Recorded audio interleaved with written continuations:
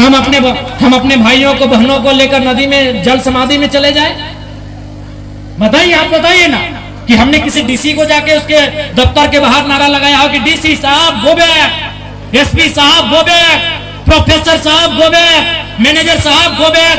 क्या नारा लगाया है? नहीं लगाया है। अरे अब 3rd ग्रेड 4th ग्रेड में आउटसोर्सिंग में आप लोग आ जाएंगे, बाहर जाएंगे तो कोई भी प्रतिकार करेगा। आप अच्छा कहिए, बुरा कहिए, ये आपकी सोच पे निर्भर करता है, ये आपकी सोच पे निर्भर करता है। इसलिए मेरा ये भाषण समर्पित है बिहार और यूपी के भाइयों के लिए, बंगाल के भाइयों के लिए, और जो भी अन्य प्रदेशों के भाई रहते हैं, बहन लोग रहती हैं, गार्जियन लोग रहते हैं, उनके लिए मेरा ये भाषण समर्पित है। आप मेरे इस भाषण को सुनिए और आप खुद डिसीजन लीजिए कि जयराम महतो की आलोचना करने से पहले एक बार सोचना चाहिए आपको कि हमने आपको क्या दिया, ये सोचना चाहिए आपको। इस राज्य को हमने किन परिस्थितियों में बनाया, किन स्थितियों में बनाया, ये आपको सोचना चाहिए। मैं उम्मीद करता हूं कि आज बिल्कुल साफ और इसलिए मैं हिंदी में भाषण दे रहा हूं, हम लोकल अपना क्षेत्रीय भाषा में भाषण नहीं दे रहे, क्योंकि मैं चाहता हूं कि बैरमो में चारों तरफ मेरे बिहार भाई बहन लोग रहते हैं। आप लोग सुने, एक बार सुने आप, उसके बाद अपनी प्रतिक्रिया आपका जो भी है, वोट देना ना देना तो 29 का बात है, वोट देना या ना देना 29 का बात है, लेकिन मेरे विचारों के ऊपर आप जरूर सुने कि मैं आपसे कहना क्या चाहता हूं और ओरिजिनल में लड़ाई क्या है। जैसे हम खतियान की बात करते हैं तो खतियान का मतलब किसने आपको कहा कि जिसके पास खतियान नहीं वो छोड़ के चला जाए? किसने कहा भाई? किसने कहा? किसी ऐसे व्यक्ति ने, रिस्पॉन्सिबल व्यक्ति ने कभी ये कहा जिसके पास खतियान नहीं है वो छोड़ के चला जाए? किसने कहा, बता दो। और खतियान, जो खतियान का नारा झारखंड में गूंज रहा है, खतियान यानी स्थान नीति, खतियान के आधार पर स्थान नीति, क्या है इसका मतलब? इसका मतलब ये है कि वो स्थान नीति बनेगी और उसको इंक्लूड किया जाएगा नियोजन नीति में, और नियोजन नीति में इंक्लूड किया जाएगा मतलब कि जो झारखंड की नौकरियां होंगी, जो झारखंड नाम की नौकरियां होंगी, उनमें झारखंडियों को विशेष सुविधा, विशेष आरक्षण दिया जाएगा।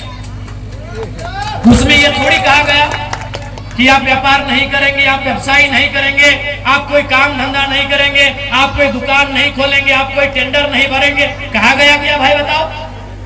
तो इसलिए भ्रम और भ्रांति को ना पाले। इस बात को इतना जानिए कि हम लोग इतिहास में 4 भाई थे, आज मनमुटाव है, और मनमुटाव का कारण यही है कि आप लोगों ने चढ़ाई किया है हमारे हक अधिकार पे। ये हम कहने से नहीं डरते हैं, वोट देना ना देना अलग बात है। हम 4 भाई थे, 1912 में आप बने, 1912 में बिहार बना, 1936 में उड़ीसा बना, 2000 में झारखंड बना। लेकिन आप चले जाइए, मैं बिहार के भाइयों से कहूंगा, क्या आप बंगाल में जाके आपको वो सम्मान मिला? नहीं मिला। उड़ीसा में जाके आपको वो सम्मान मिला? नहीं मिला। आपको सम्मान अगर कहीं मिला तो केवल झारखंड में मिला। वही बात मैं बंगाल और उड़ीसा वालों से भी कहूंगा कि आपको बिहार में सम्मान मिला? नहीं मिला। क्या नहीं मिला? केवल कहीं मिला तो झारखंड में मिला। क्यों ना? छोटा भाई और लड़वा। हालांकि एगो नारा है, लेकिन ना बोलबो 2-4 गो हाँ हमने भाषा में ना छोड़ दी। अरे ललवा बहु सबके भौजी। हालांकि बहुत सारा दीदी लोग बोली कि बाबू ये बतवा ना बोलिए, से कहते हम बोले ना चाहिए, लेकिन माफी मांग के बोले हो। वो कहावत है, पहले माफी मांग लो जितना भी माए मौसी दीदी काकी जेठी है, क्योंकि महिला के लिए नारा है और हम नहीं बनाए भाई। गाँव देहात का कहावत है कि ललवा बहु सबके भौजी। वो यहाँ झारखंड का है, झारखंड सबसे छोटा, सबसे लेल्हा, तो सभी नहीं के तुम नहीं। यही बताइए ना, आप जाके उड़ीसा में दिखाइए आप कितना आपका दबदबा है, आप बंगाल में जाके दिखाइए आपका कितना दबदबा है। और मैं बंगाल के भी भाइयों से कहूंगा, आप बिहार में जाके दिखाइए कितना दबदबा है। मैं उड़ीसा के भाइयों से कहूंगा, आप जाके दिखाइए आपका बिहार बंगाल में कितना दबदबा है। केवल आप झारखंड में नजर गड़ा के बैठे हैं, ये आपको भी सोचना चाहिए, आपको भी इस बात को मानना चाहिए कि हमारी लड़ाई वाजिब है, हमारी लड़ाई जेन्युइन है, हमारी लड़ाई टू दी पॉइंट है। इस बात को हर किसी को मानना चाहिए। और अंत में मैं पुनः आज के इस कार्यक्रम में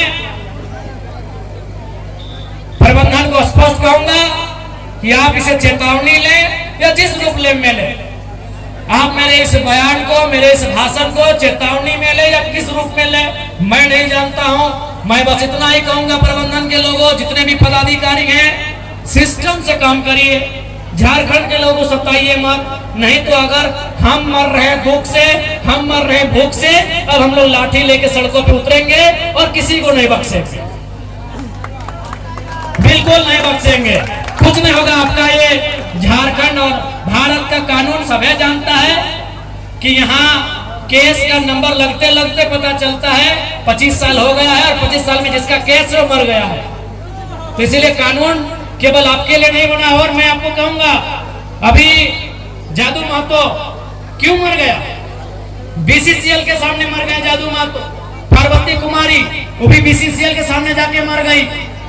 तो अगर वही मरने से पहले अगर कभी मारने की सोच लेती या सोच लेता, अरे वो एक कहावत है ना, हम तो डूबेंगे सनम तुमको भी लेके डूबेंगे। अगर जादू महतो, अगर मुझे खेद है, मुझे पीड़ा है कि झारखंड के लोगों को इतना सताया गया कि वो सुसाइड करने लगे हैं, अपने आप को जिंदा जलाने लगे हैं। अगर वही जादू महतो खुद मरने से पहले बीसीसीएल के 4-5 पदाधिकारी को अपने साथ लेके जाने का सोचते हैं तो बहुत बड़ा बदलाव हो जाता, बहुत बड़ा बदलाव होता। जब ठानिए लिए कि हमको मर जाना है, अकेले काहे मरना है, 2-4 गो ऑफिसर लोग को ले जाइए साथ में, पागा में बांध के ले जाइए, डोरा में बांध के संगे संगे। इसलिए देखो प्रबंधन वालों, हम ऐसे मर रहे हैं, सुसाइड होने लगा है। अरे पहले तो पुलिस लाठी मारती थी, मर जाते थे, कंपनी का गुंडा लोग गोली मारता था, मर जाते थे। अब तो सुसाइड करने लगे हैं झारखंड के लोग। और कहां सुसाइड कर रहे हैं? वही कंपनी के सामने। जादू महतो हाल की घटना है, जिंदा जला लिया आदमी कंपनी में, बीसीसीएल। तो आप भी डीवीसी वही खेत की बोली है। इसीलिए प्रबंधन वालों एकदम स्पष्ट जान लो, हम लोग जीवन और मृत्यु का भय नहीं करते हैं। हमने आपको जमीन दिया है, आप हमें रोजगार दो, नहीं तो आपको कबाड़ देंगे, इस बात को स्पष्ट जान लीजिए। हमने आपको जमीन दिया है, आप हमें रोजगार दो, हमारे भाइयों को भी रोजगार दो और बहनों को भी रोजगार दो। हमने आपको जमीन दिया है, आप हमें रोजगार दो और 50 लाख तक का ठेकेदारी भी दो। हमने आपको जमीन दिया है, नहीं तो हम लाठी से उत्तर देंगे। आप गांधी की लाठी धरेंगे और किसी को नहीं बख्शेंगे। मरता क्या नहीं करता, कहावत है, मरता क्या नहीं करता। और आपसे भी कहेंगे, आप जो झगड़ा मुर्गी अखड़ा में करते हैं, जो झगड़ा ताड़ी गोदाम, माड़ी गोदाम, सुअर गोदाम में करते हैं, उस गुस्सा को आप कंपनी के खिलाफ दिखाइए। आप रोज पटका पटकी करते हैं, लेकिन कहां? ताड़ी गोदाम में। आज रोज आप उठा पटक करते हैं, लेकिन कहां? माड़ी गोदाम में। आप रोज उठा पटक करते हैं, लेकिन कहां? गोतनी में। आप उठा पटक करने की जरूरत है, जो हमारे निवाले को छीन रहा है, जो हमारी रोटी को छीन रहा है, वहां उठा पटक करने की जरूरत है। और दीदी लोग आपको साफ साफ बोलेंगे, ओरिजिनल में आपको भी। अरे हमारी दीदी लोग तो इतना गुस्सा करती है, इतना गुस्सा करती है कि इनका अगर एक बूंद कोई खून पी ले तो ये बर्दाश्त नहीं करती हैं। बताइए, ये लोग तो 70 साल से हमारा खून चूस रहा है। ये हमारी दीदी लोग इतना गुस्सा करती हैं कि कोई एक बूंद खून पी ले तो उसको पटक के मार देती हैं। नहीं मारती है? ढीला मारती है कि नहीं मारती है? एक बूंद खून अगर ढीला पी ले तो ऐसे तो नोक से दबा के मारती ही मारती। हम तो देखिए कभी दांत में चबा देती, इतना गुस्सा है इनका। सीखिए, उस घटना से आपको सीखना चाहिए दीदी लोग को। जितना काकी जेठी लोग, मौसी लोग हैं, वो ढीला वाला घटना से आपको सीखना चाहिए कि ढीला आपको एक थोड़ा खून पिया था, आपने पटक के मार दिया। ये कंपनी वाला 70 साल से आपका खून पी रहा है। अब सामना करना होगा इनका, और पटकना है तो ढीला की तरह इनको पटकना होगा। हाँ भाई, आपको करनी होगी।